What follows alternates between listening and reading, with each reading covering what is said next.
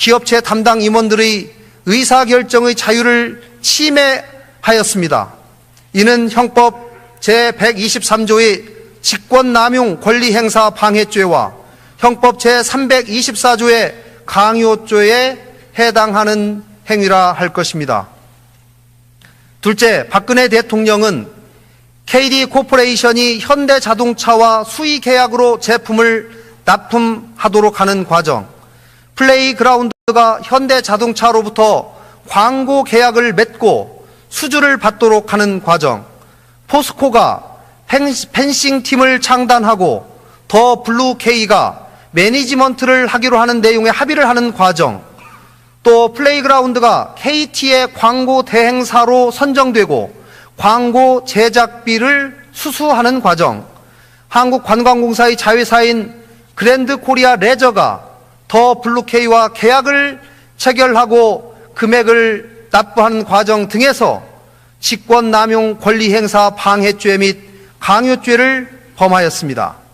셋째, 박근혜 대통령은 2013년 1월경부터 2016년 4월경까지 정호성에 지시하여 총 47회에 걸쳐 공무상 비밀 내용을 담고 있는 문건 47건을 최순실에게 이메일 또는 인편 등으로 전달하였고, 이러한 행위는 형법 제127조의 공무상 비밀 누설죄를 범한 것입니다.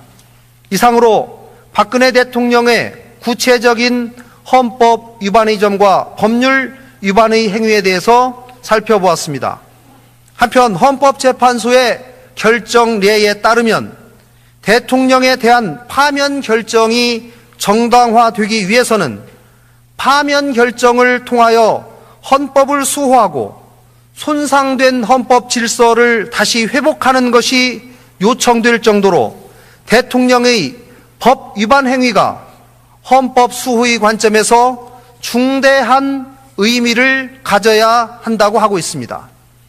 또 대통령에게 부여한 국민의 신임을 임기 중 다시 박탈해야 할 정도로 대통령이 법 위반 행위를 통하여 국민의 신임을 저버린 경우여야만 한다고 하고 있습니다.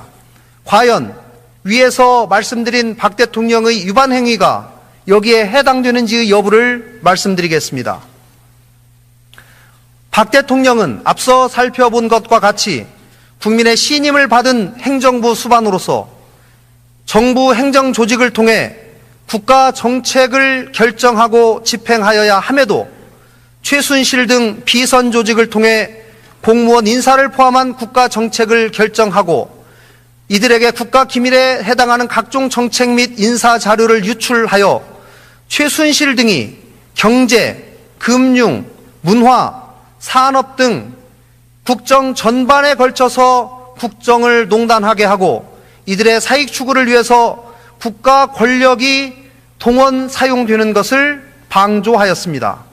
그 결과 최순실 등이 고위 공무원들의 임면에 관여하였으며 이들에게 불리한 언론 보도를 통제하고 이에 응하지 않는 언론인을 사퇴하게 하는 등 자유민주 국가에서 허용될 수 없는 불법 행위를 가하였습니다.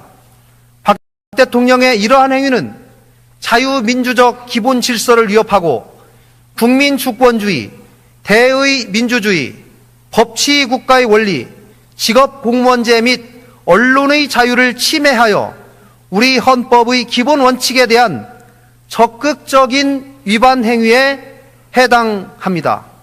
따라서 박 대통령의 파면이 필요할 정도로 헌법 수호의 관점에서 중대한 법 위반에 해당한다고 할 것입니다. 나아가 박 대통령은 최순실, 안종범과 공모하여 사기업들로 하여금 강제로 금품 지급 또는 계약 체결 등을 하거나 특정 임원의 채용 또는 퇴진을 강요하고 사기업으로부터 부정한 청탁을 받고 최순실 등을 위해 금품을 공여하거나 이를 약속하게 하는 부정부패 행위를 하였습니다. 박 대통령의 이러한 행위는 헌법상 권한과 지위를 남용하고 국가 조직을 이용하여 국민의 기본권을 침해하고 부정부패 행위를 한 것으로서 국가와 국민의 이익을 명백하게 해하는 행위에 해당합니다. 따라서 대통령의 직을 유지하는 것이 더 이상 헌법 수호의 관점에서 용납될 수 없거나 대통령이 국민의 신임을 배신하여 국정을 담당할 자격을 상실한 정도에 이른 것이라고 할 것입니다. 최순실 등의 국정농단과 비리, 그리고 공권력을 이용하거나 공권력을 배경으로 한 사익의 추구는 그 끝을 알 수 없을 정도로 광범위하고 심각합니다. 국민들은 이러한 비리가 단순히 측근에 해당하는 인물이 아니라 박 대통령 본인에 의해서 저질러졌다는 점에서 분노와 허탈감을 금치 못하고 있습니다. 더욱이 박 대통령은 검찰 수사에 응하겠다고 공개적으로 국민들에게 약속하였다가 검찰이 자신을 최순실 등과 공범으로 판단한 수사 결과를 발표하자 청와대 대변인을 통하여 검찰의 기소는 객관적인 증거는 무시한 채 상상과 추측을 거듭해서 지은 사상 누각일 뿐이다 라고 말하면서 검찰 수사에 불응하였습니다.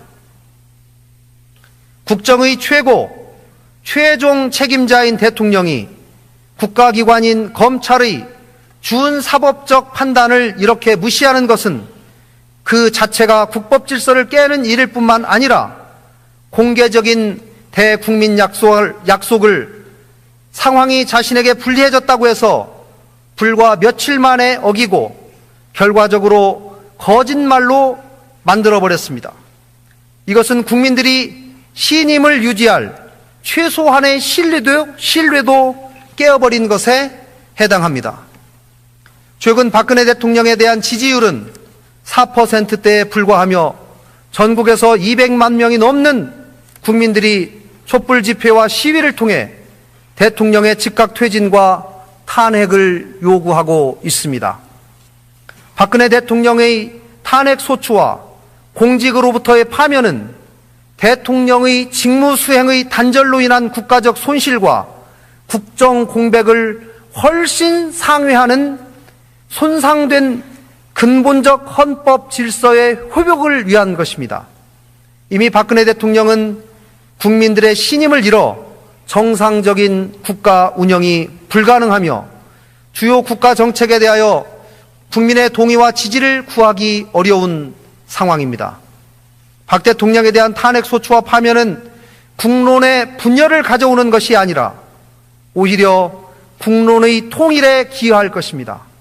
이 탄핵 소추로서 우리는 대한민국 국민들이 이 나라의 주인이며 대통령이라 할지라도 국민의 의사와 신임을 배반하는 권한 행사는 결코 용납되지 않는다는 준엄한 헌법 원칙을 재확인하게 될 것입니다.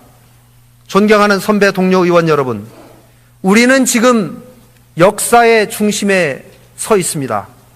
박 대통령에 대한 탄핵 소추는 손상된 헌법 질서의 회복을 위한 첫 걸음이자 민주주의 복원을 위한 대장정의 시작입니다. 국회는 탄핵을 통해 상처받은 국민의 자존심을 치유해내야 합니다. 국민들의 엄중한 명령에 따른 탄핵 결정은 헌정의 중단이 아니라 헌법적 절차를 준수하는 헌정의 지속입니다. 또 이 땅의 민주주의가 엄연하게 살아 숨쉰다는 것을 보여주는 산 증거가 될 것입니다. 존경하는 선배 동료 의원 여러분, 지금 국회 앞에서 외치고 있는 국민들의 함성이 들리십니까? 우리는 오늘 탄핵 가결을 통해 부정과 낡은 체제를 극복해내고 새로운 대한민국을 만들어내야 합니다. 이미 위대하신 국민들께서 이 길을 열어주셨습니다. 오늘 표결을 함에 있어서 사사로운 인연이 아니라 오직 헌법과 양심, 역사와 정의라는 기준으로만 판단하셔서 부디 원한대로 가결하여 주실 것을 간곡하게 호소드립니다. 우리는 역사 앞에서, 우리의 후손 앞에서 떳떳해야 합니다. 의원님들께서 현명한 선택을 해 주실 것으로 믿습니다. 감사합니다.